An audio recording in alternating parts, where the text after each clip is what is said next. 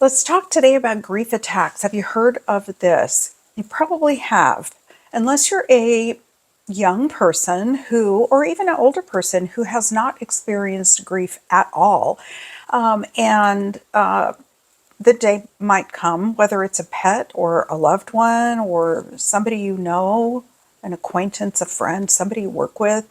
But grief attacks, they also can be called grief bursts, and they are intense, emotional, overwhelming feelings that come on seemingly out of nowhere. And they can come on at any time and any place and hit us. That's why it's called an attack.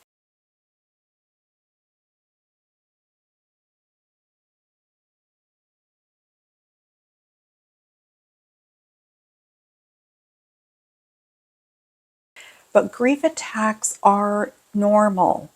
It is a normal process of grief. And grief, as we know, can last a lifetime.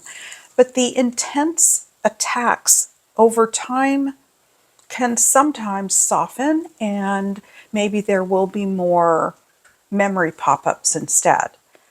So memory pop-ups come up from nowhere, it seems, as well. You're just going about your day and there's a memory pop-up, something happens and it makes you think of somebody or something. But instead of it feeling like the overwhelming intense grief, the memory pop-ups, as time has gone on, often feel less painful, maybe less sharp. It's a memory coming in instead of a grief attack coming in to strike you. I'm not a therapist. I'm going to talk to you about grief attacks based on what the science says it is, but also really based on that I have been through grief attacks myself. Have you? And I want to tell you what happened to me yesterday. Before I tell you what happened to me yesterday with my grief attack coming out of the Starbucks drive-thru, I wanted to read this. And I'm going to list some quotes below that I think are really beautiful, really profound. This one is by Paulo Coelho. Is that how you say his name properly? But I like it. He's an author. He wrote The Alchemist. Anyone who has lost something they thought was theirs forever finally comes to realize that nothing really belongs to them. It's what you thought was yours. And when they're gone, when your pet is gone, I'm going to keep including pets because profound grief is not just for humans that we lose in our life, but it feels the same if it's your beloved dog or your pet or your horse or anything. I'm not saying one is more important than the other. I'm just saying the feeling of grief or those grief attacks, or feeling that you have something, this person, this existence of a coworker in your life or your dog forever, but when they have passed on, you realize that nothing really belongs to us.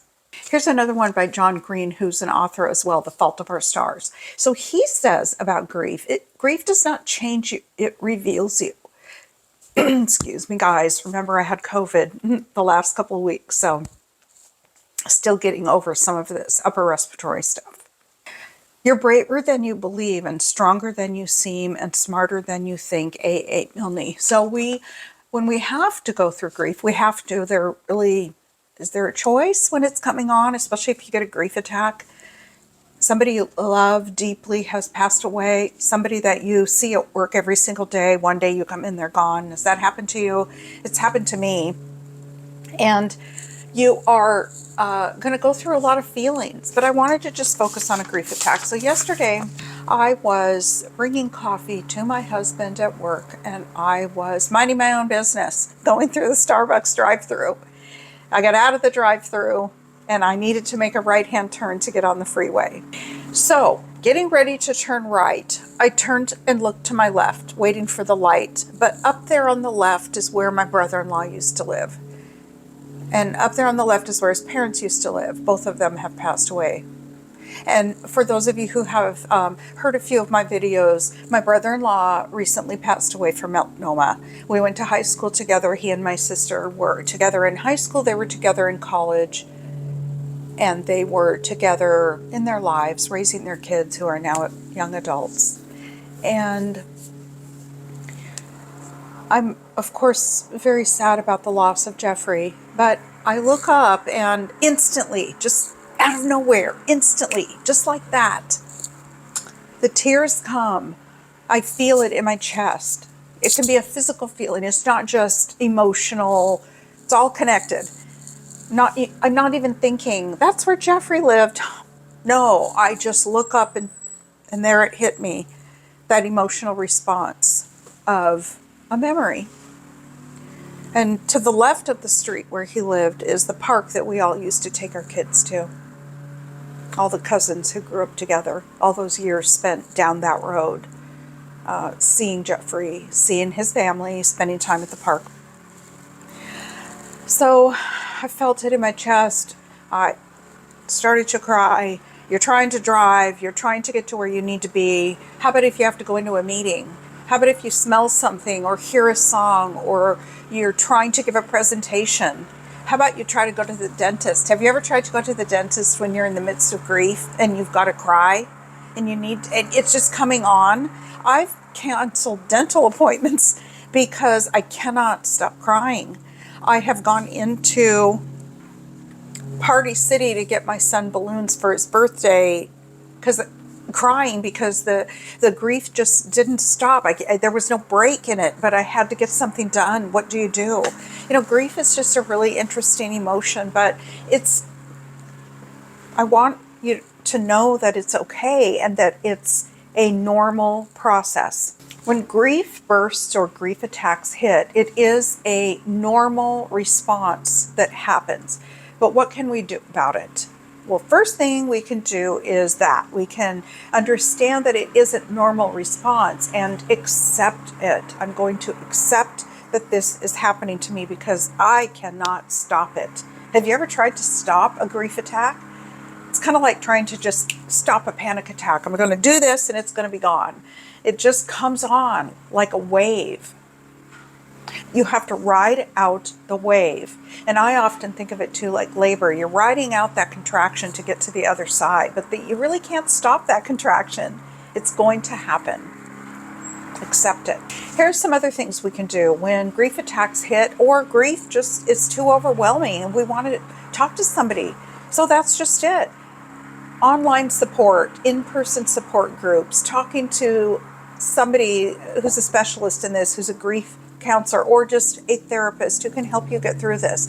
A friend that you can speak with, somebody that is clergy, support groups at your church, support groups at a funeral home, talking with your coworkers about that person. So in other words, embrace these feelings. They are showing us that we love that person so very much, that person we are grieving, or that situation we are grieving, or that animal we are grieving meant so much to us.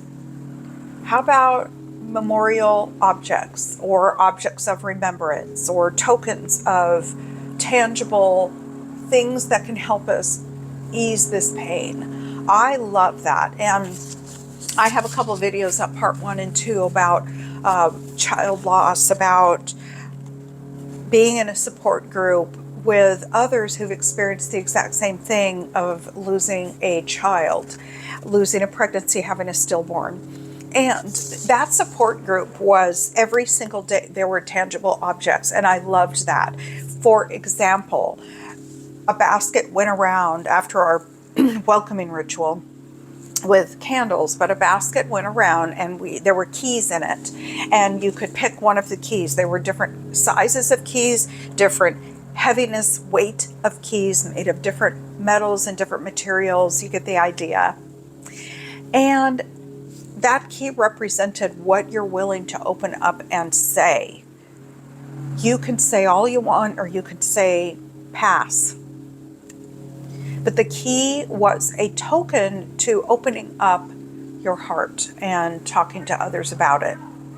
The other thing that were tokens, another example, although there were so many, I don't know, probably 20 different types of remembrance tokens. But another one were the rocks, heart-shaped rocks, and stones that had words on them. So look in that basket and pick the one that speaks to you. Whatever it might say, It speaks to you, and that is part of what you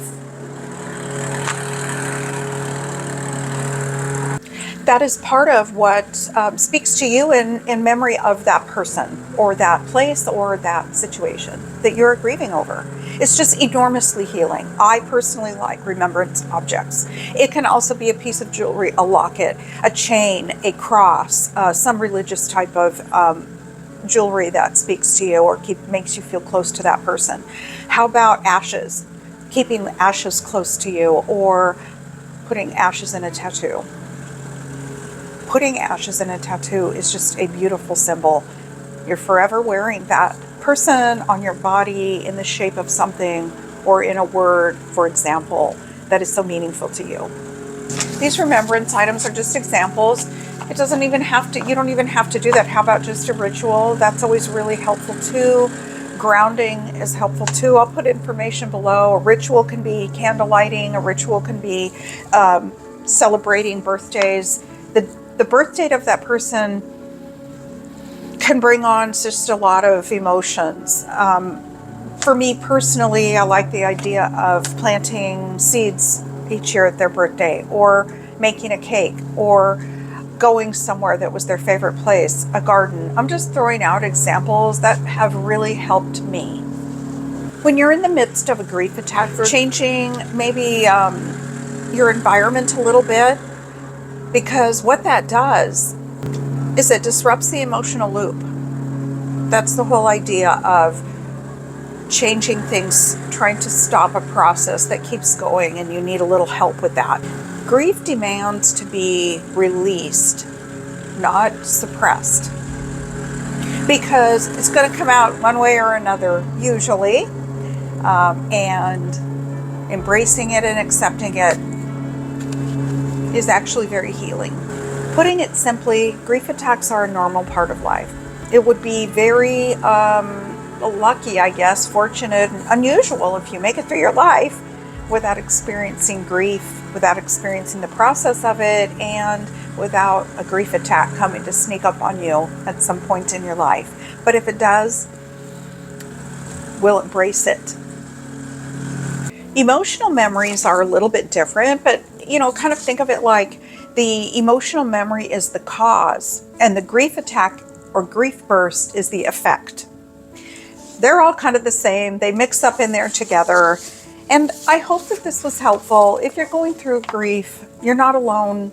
You will get through it. And if you go through a grief attack, right, it just begins and you're with people, I know you want to suppress it or hide it or get out of that situation. Do whatever works for you. Do whatever is going to help you.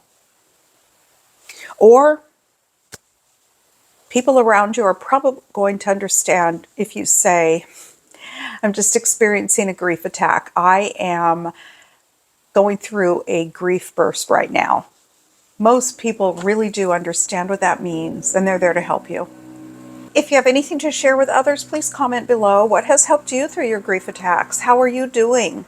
Grief is a process of life, isn't it? It's not fun, and it can be very painful. Please consider sharing this video with others if you think it would be helpful, and I'll see you with the next video.